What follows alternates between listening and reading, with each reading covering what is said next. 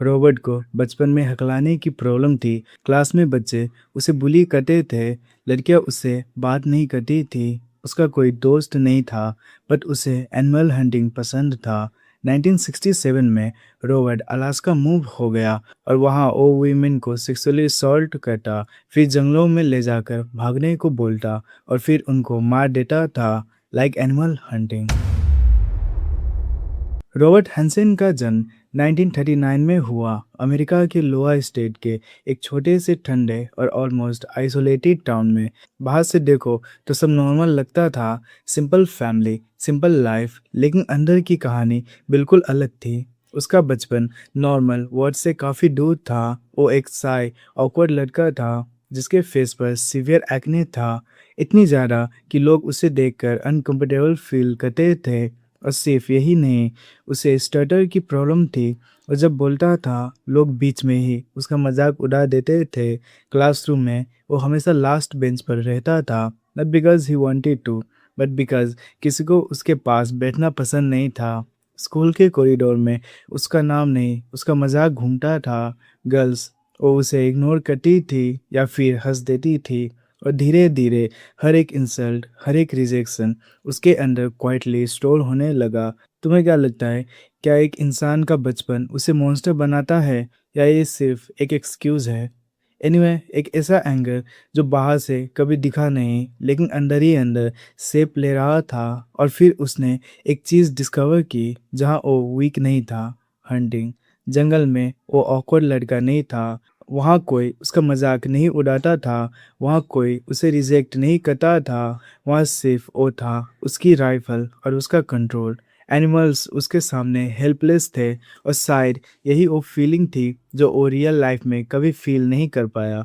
Power, control, dominance. क्या Robert को animal hunting ने मॉन्स्टर बनाया या वो बाय नेचर ऐसा था? एनीवे, ये तीन चीज़ें उसकी आइडेंटिटी बनने लगी। हाउएवर, उसे अपनी स्कूल लाइफ की इंसल्ट, बच्चे उसका मजाक उड़ाते, गर्ल्स उसे दूर रहती, कोई फ्रेंड नहीं, इसकी वजह से अन दिसंबर 1960 को उसने अपनी स्कूल की बस गैरेज को जला डाला। ड्यू टू दिस उसे 3 साल की सज़ा हुई, although he got release out of jail in 20 months. Then Robert की लाइफ में एक मोड़ आया, उसने डिसाइड किया कहीं और मूव करने का। सो इन 1967 वो मूव हो गया एंकोरेज, अलास्का में, एक ऐसी जगह जहाँ जंगल एंडलेस था और लोग एक दूसरे के पर्सनल लाइफ में ज़्यादा इंटरफेयर नहीं करते थे। यहाँ आकर उसने एक बेकरी खोली और धीरे धीरे उस सोसाइटी में घुल गया। लोग उसे जानते थे as a baker, family man, responsible citizen, introverted, जो अपने काम से काम रखता है। उसकी शॉप पर लोग रोज़ आते थे, उसके नेबर्स उसे रिस्पेक्ट करते थे और सबसे डेंजरस चीज़, किसी को भी उस पर डाउट नहीं था। अगर तुम्हारे आसपास कोई इसके जैसा हो, क्या तुम पहचान पाओगे? एनीवे, किसी को भी अंदाज़ा नहीं था कि इस सिंपल से दिखने वाले आदमी के अंदर एक कम्प्लीटली अलग वर्ल्ड चल रहा है, एक डार्क वर्ल्ड।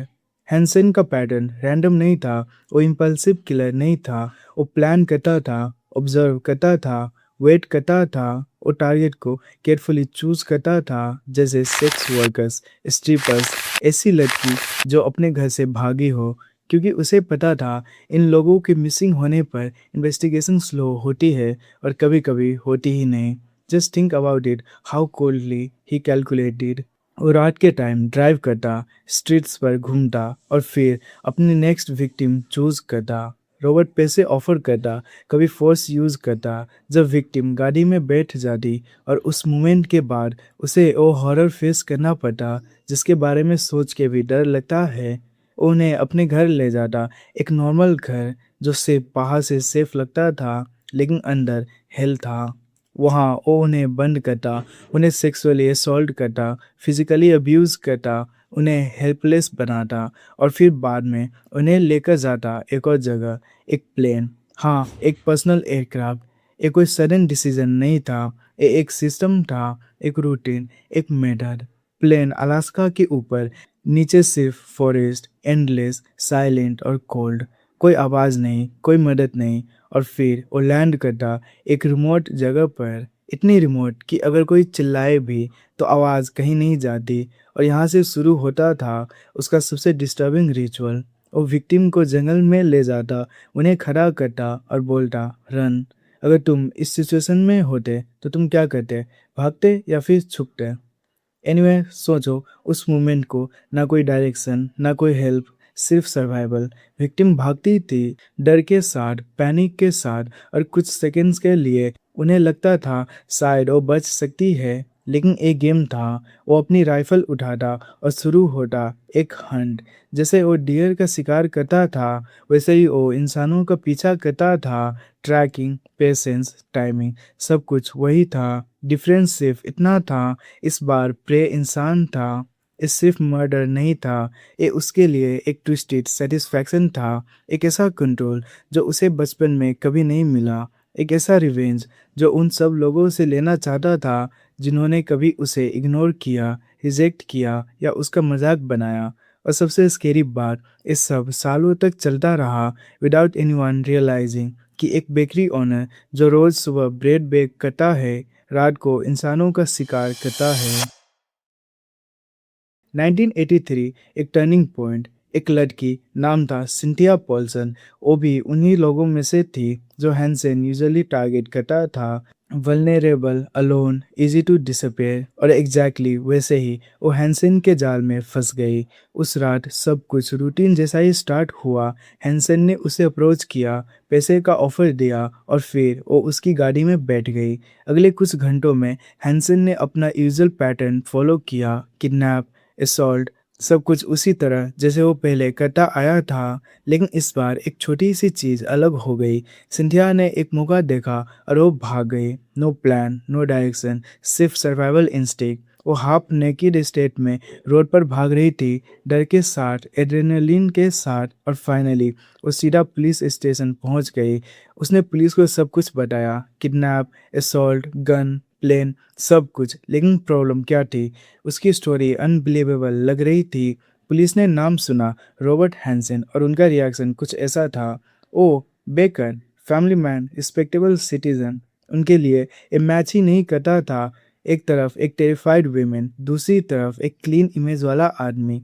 और इनिशियली पुलिस ने सिंथिया की बात को सीरियसली नहीं लिया। लेकिन हर स्टोरी में एक ऐसा कैरेक्टर होता है जो बाकी सबसे अलग सोचता है। यहाँ एंट्री होती है ग्लेन फ्लोट की। डिटेक्टिव ग्लेन फ्लोट ने सिंथिया की स्टोरी को इग्नोर नहीं किया। उसने एक सिंपल अप्रोच ली, या तो ये लड़की झूठ बोल रही है या फिर हम एक बहुत बड़ा किलर मिस कर रहे हैं। और उसने डिसाइड किया he will dig deeper. Investigation start हुई, step by step pieces collect होने लगे। हैंसन के प्लेन रिकॉर्ड्स, उसके unusual travel patterns, past assault complaints जो पहले इग्नोर हो चुकी थी, विटनेस स्टेटमेंट्स, सब कुछ धीरे धीरे एक ही डायरेक्शन में पॉइंट कर रहा था। एक और शॉकिंग चीज, कुछ मिसिंग वुमेन के लास्ट नॉन लोकेशंस हैंसन के मूवमेंट से मैच करने लगे। ये कोइंसिडेंस नहीं था, ये पैटर्न था। और पुलिस के पास सस्पिशन था, लेकिन अभी भी उन्हें सॉलिड प्रूफ चाहिए था। और फिर उन्होंने डिसाइड किया, सर्च वारंट। पुलिस ने हैंसन के घर को सर्च किया, फिर उसके प्लेन को, और जो उन्हें मिला वो किसी भी नॉर्मल इन्वेस्टिगेशन से बाहर था। हैंसन के घर से एक मैप मिला, अलास्का का मैप, बाहर से सिंपल लगने वाला मैप, लेकिन उस पर कुछ मार्क्स थे, छोटे छोटे एक्स मार्क्स, रैंडम नहीं, केयरफुली प्लेस्ड। जब इन्वेस्टिगेटर्स ने उन लोकेशन को चेक किया, उन्हें समझ आया ये मैप एक गाइड है बरियल साइट्स का। जंगल के बीच, रिमोट एरियाज में, उन जगहों पर जहाँ कोई कैजुअली कभी नहीं जाता, और वहाँ ह्यूमन रिमेन्स मिले। अब डाउट खत्म हो चुका था। ये कोई थियरी नहीं थी, ये रियलिटी थी। 1983 फाइनली रॉबर्ट हैंसन को अरेस्ट कर लिया गया। इनिशियल इंटरोगेशन में उसने सब डिनाई किया, काम टोन, स्ट्रेट फेस, जैसे कुछ हुआ ही नहीं। लेकिन प्रॉब्लम ये थी, एविडेंस स्ट्रॉन्ग था, बहुत स्ट्रॉन्ग। जब पुलिस ने उसके सामने मैप, विटनेस टेस्टिमनी, सिंथिया की स्टेटमेंट, फिजिकल एविडेंस सब रखा, तो धीरे धीरे वो ब्रेक होने लगा। और फिर उसने कन्फेस किया, 17 murders, multiple assaults, dozens of kidnappings. मेरे मन में इस सवाल बहुत आता है, ऐसे मॉन्स्टर को क्या पनिशमेंट मिलनी चाहिए, लाइफ इम्प्रिजनमेंट या फिर death penalty? Let me know in comment. Anyway उसने डिटेल में बताया कैसे वो विक्टिम्स को चूज़ करता था, कैसे उन्हें मैनिपुलेट करता था और कैसे वो उन्हें जंगल में ले जाकर हंट करता था। सब कुछ उसके लिए एक रूटीन था। जैसे कोई आदमी रोज़ काम पर जाता है, वैसे ही वो इंसानों का शिकार करता था। कोर्टरूम में उसकी पूरी इमेज कोलैप्स हो गई। एक आदमी जो कल तक फ्रेंडली बेकर, गुड नेबर था, आज बन चुका था मॉन्स्टर। मीडिया ने उसे नाम दिया बुचर बेकर। कोर्ट प्रोसीडिंग्स के बाद उसे सेंटेंस मिला, लाइफ इम्प्रिजनमेंट विदाउट पैरोल। उसे जेल भेज दिया गया, जहां उसने अपनी ज़िंदगी के आखिरी साल बिताए और फाइनली 2014 में उसकी डेथ हो गई। मैं ये सोच रहा हूँ, क्या अगर सिंथिया उसके चंगुल से नहीं भाग पाती तो क्या कभी रॉबर्ट पकड़ा भी जाता? क्योंकि रॉबर्ट बहुत ही इंटेलिजेंट था। He was very calculated. एक बात और, हम कितनी बार लोगों को बाहर से जज करते हैं, बट कभी कभी उन लोगों के माइंड सबसे डार्क होते हैं जो बाहर से अच्छे दिखते हैं। सब्सक्राइब